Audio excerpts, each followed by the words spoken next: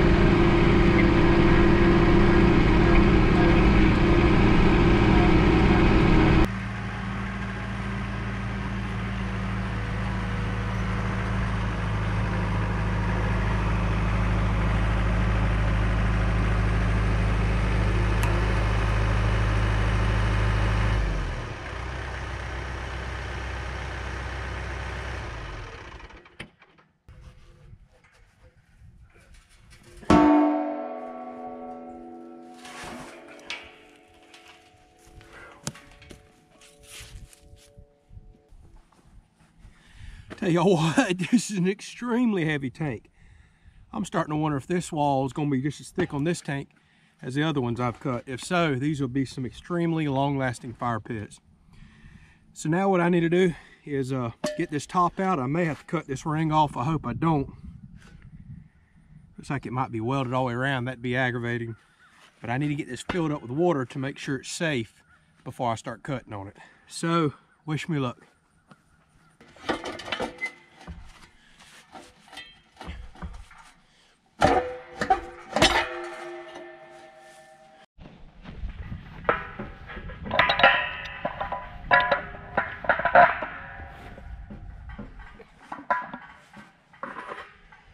Whew.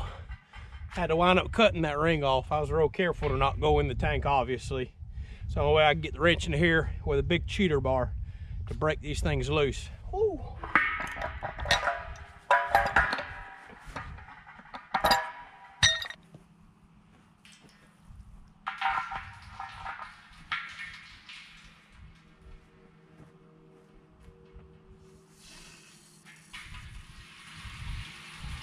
All right, it's about that simple. Well, that wasn't simple.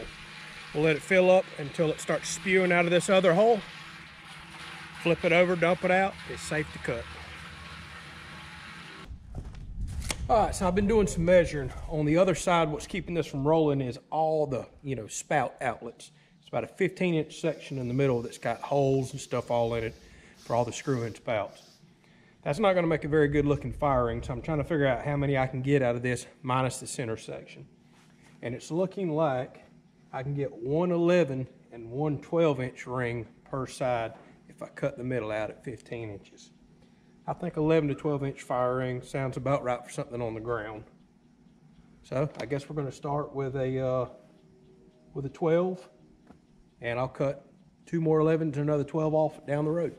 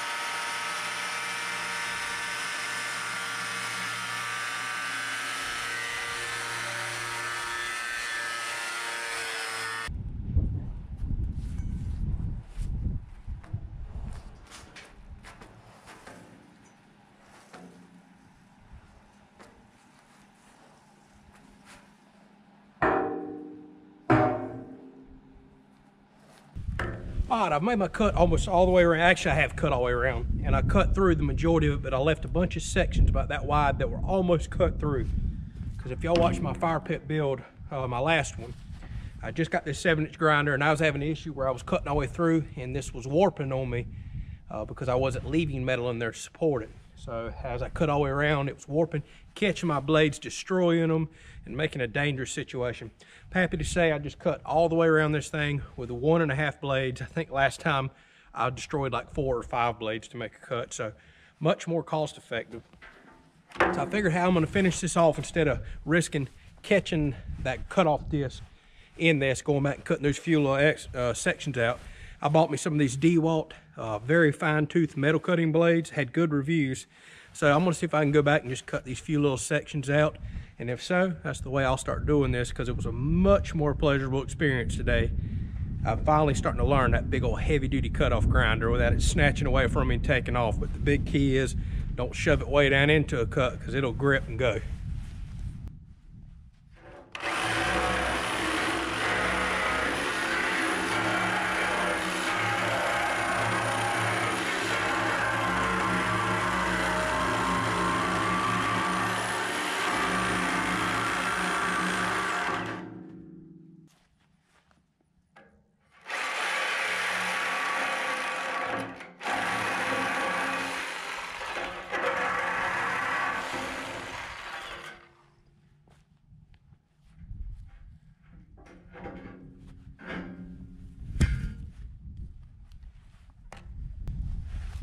All right, that was much quicker and more enjoyable. It did damage a few teeth on that blade, but I guess no more than I'll have in these. I mean, sadly, yeah, it's taken me about $10 just to make a cut on one of these before I get into everything else. So I have to factor that in as I build and charge for these down the road.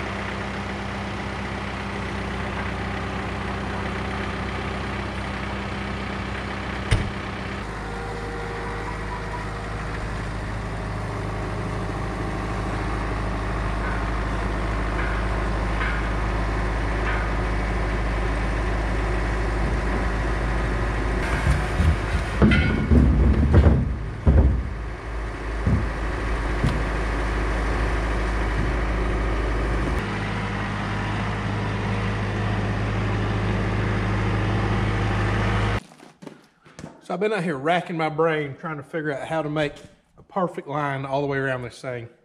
I need something like a flexible yardstick that I could bend around it and would be a straight edge for me to draw a line. There's really nothing good to measure from here, so I don't know. If y'all have a good idea for how to do this in the future, like I said, a flexible yardstick's what I can get. But I got to look around the shop. I'm sitting here munching on some food, and I was like, I think I got an idea, so we're gonna try something.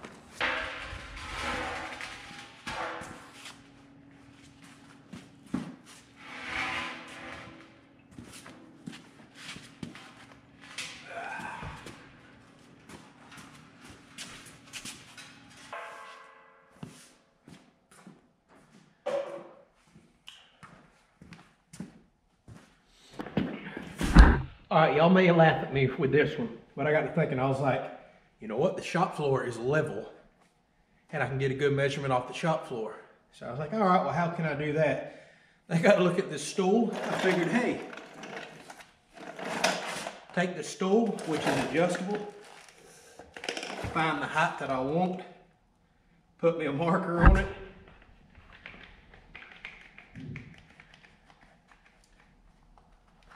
get it clamped down real good, and literally just drive the stool around this, marking my line. I think it might work. It might not be super precise, but I don't know if that really matters for this. So let me figure out how high I want to make this pit, adjust the chair to it, see if this works.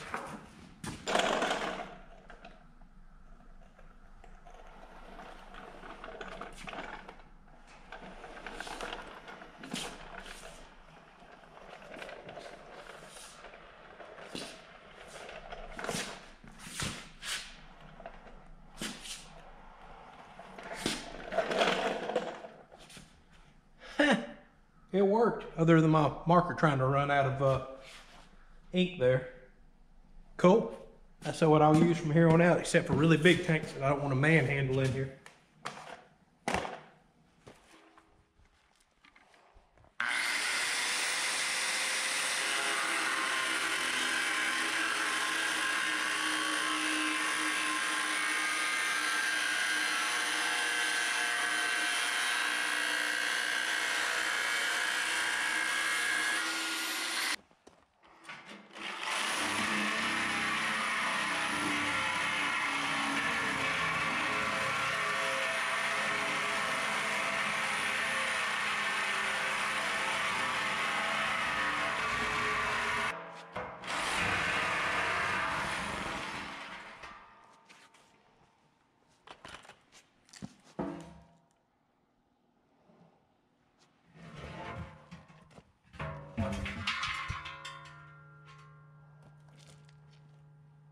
All right, well, that was interesting.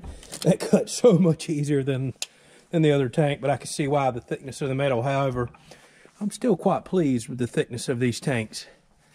It was heavy, but I should have known better and expected to be anywhere near that 3/8 steel on the other one. So, looks like we are about 3/16 to almost a 1/4 inch thick of steel. No, it's a 1/4. So that's pretty good. 1/4 inch steel should last a really long time. I didn't realize how deep this was going to be. That may affect airflow. And I do not have time to drill a bunch of holes around in this. I don't even know that I have bits that would last doing that. So the next one I cut, I think I'll cut 2 inches shorter. I'll go make a note of that. I cut this at 18 inches high. I think I'll do 16. That's pretty deep. But my pit over there is even deeper than that.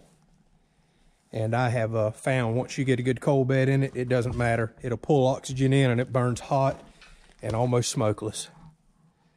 So let's get this cleaned up.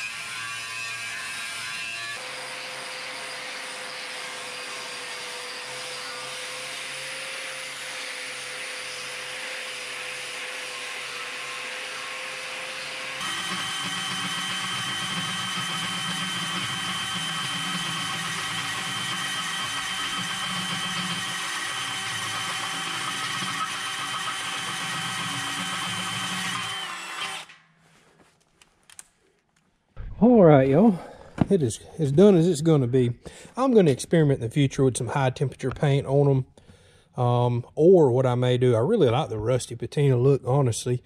As I start building some of these and get some time to actually build some ahead of people wanting them, I'll probably come out here and put a really hot fire in them, burn them, and go and have them pre-rusted so it's a nice even coat. They look really good with that dark rusted color. But like I said, I may try some of that high temp paint. I'm just having my doubts on it really being able to hold up once you get glowing coals in there. I mean, that gets extremely hot, but we shall see. So this person doesn't even know they're getting that, so I'm sure they will be perfectly happy with how this is. Like I said, 1 or 2 hot fires, all that burns off, it turns a nice even color. So if y'all were curious about this size right here, I've actually had a couple people last night email me about some fire pits. Here is what I call the 30-inch. Let's grab the tape measure and check it.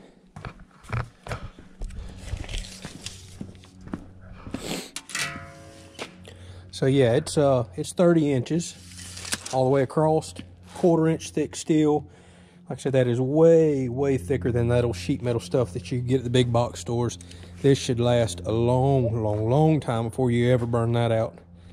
I like it's got a nice big steady base. The other end I will cut off, you know, and maybe figure out how to weld these holes up, and I'll probably offer this in for an even cheaper pit, you know, for some people that's really on a budget.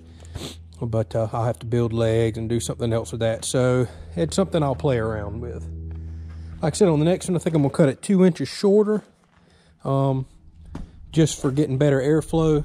But I already know that a deep pit will burn just fine once you get coals in it. We haven't had a problem with ours. So there's those two right here. We'll take another quick look at the one in the back of the truck and we'll close this video out. All right, here's one final look at the big fire ring here. I'm trying to find more of these tanks, but really struggling. This is like an industrial commercial size here. So not as common, 41 inches here, which most people don't even really want or need a fire ring this big. But I have a friend that burns some very large pieces of firewood, and he can stack quite a few in here. I mean, most people go for 30, 32 inch size. But what I do love about these is, I mean, you just ain't gonna find steel fire rings anywhere for that thick unless they're custom made. So, both these people don't even know they're getting this. That's the cool thing about it. I'm officially calling myself Pyro Santa now. I wish the channel was a little bigger and we were doing apparel. I'd make some Christmas shirts that said Pyro Santa. All my friends call me Pyro. As you can tell, I love burning stuff. We've got a fire about every night. I like making fire pits, smokers, cookers. I like cooking, you know, on all that stuff. So, Pyro Santa, yeah. Eventually, we'll get some of that apparel out. So, one last look at the pit. If y'all have any questions about these, drop an email. Our email is down in the description beneath the video. Like I said, I've had a lot of people email me. Several people are waiting because, like I've told them, with the holidays and all that I've got going on right now, I'm struggling to get caught up on building some of these. So bear with me. I've got to finish that storm shelter over there first.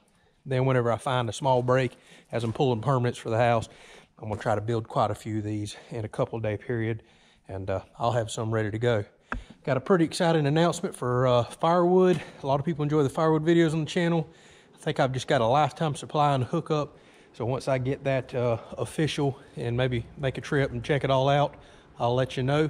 So we should have a lot more fire pits builds coming up on the channel, storm shelter work, firewood, chainsaw splitting. So if y'all are into that kind of stuff, don't forget to like, share, and subscribe. It really helps the channel grow. We'll catch you on another video.